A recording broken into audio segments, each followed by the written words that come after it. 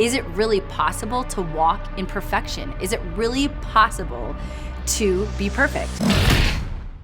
The word perfect is used quite often in the Bible, and I think that's actually a question a lot of Christians have.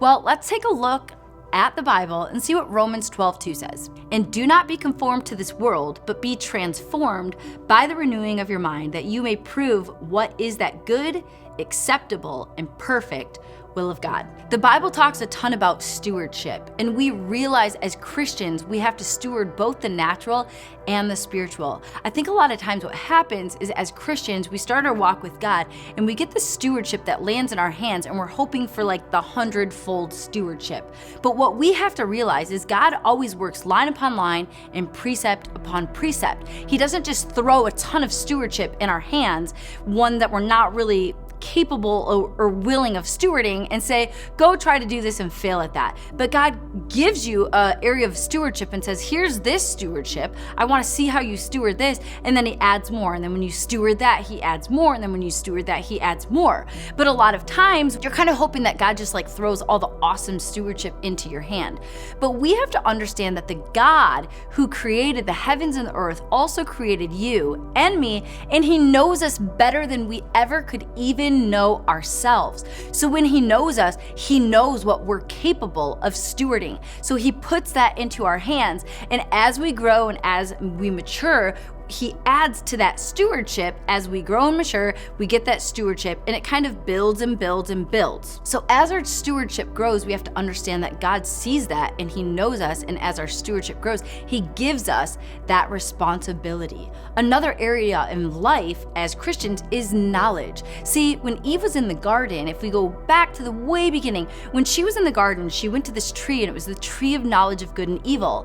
And God basically said, you can eat of any tree in this garden, but you cannot eat the tree of the knowledge of good and evil.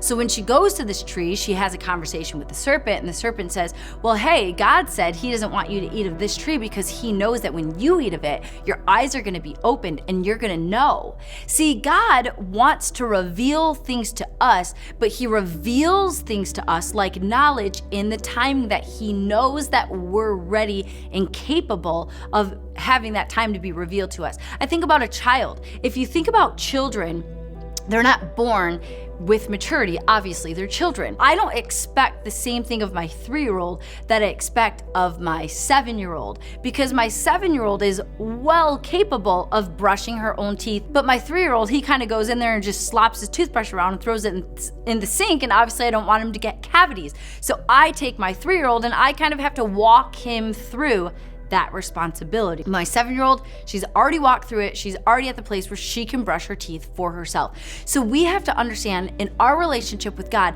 God gives us things and builds on things. And as we grow and as we mature, he gives us more responsibility and more knowledge. So Eve, what she did is she wanted to jump to the very end and say, well, I want to be just like God. Well, from the very beginning, God said that we were created in his image and likeness. He didn't want to withhold that from us, but he was waiting for the correct timing for us to grow and mature so that he could reveal that knowledge to us. If we have knowledge revealed to us before we're ready for it, it's going to cause failure. If we have stewardship thrown into our hands before we're ready for it, it's going to cause failure. We need to understand to have this knowledge and to have this stewardship. There's a character that needs to be developed in us. There's a structure that needs to be developed in us. Just again, like a child who is not really equipped to do chores around the house, I'm not going to throw those chores at him and expect him to do it perfectly. But I have to wait till that structure is in place. I have to wait till his character is built so that I can start adding these responsibilities into his life. So going back to my question, is it possible for Christians to attain perfection? I think the focus has been placed in the wrong area. Because we as Christians, when we read the word perfect in the Bible, we immediately think perfection is not attainable. But what we have to understand is God isn't calling us to perfection, but he's calling us to maturity. So when we hear the word perfect, don't think of it as flawless or blameless. We have to think of the word perfection as walking in maturity.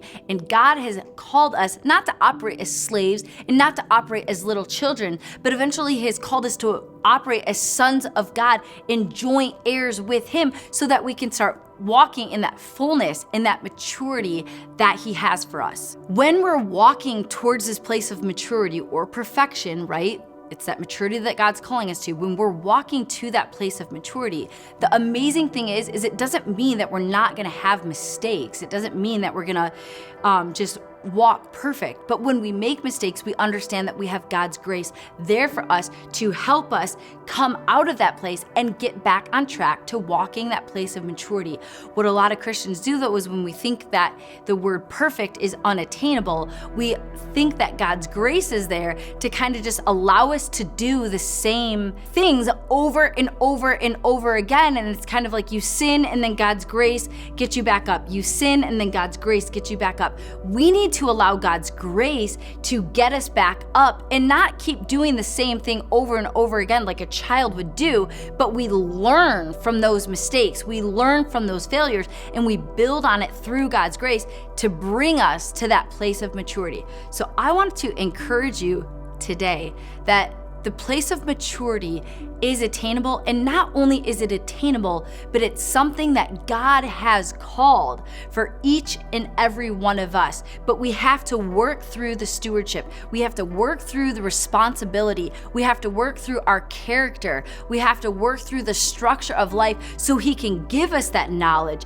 and he can give us those direct steps and paths that he has for each and every one of us so we can walk into that place of maturity so that you may get to that place where you can prove what is that good and acceptable and perfect will of God. Because we realize as Christians, we aren't supposed to live like the rest of the world, but we are supposed to live that holy and consecrated life, which I want to encourage you today is attainable. So when you read the word perfect in the Bible, I want you to think to yourself, God is calling me to a place of maturity and it is attainable. And how blessed are we that God gives us something and a path that we can walk on that is attainable, and he has all that greatness planned for each and every one of us.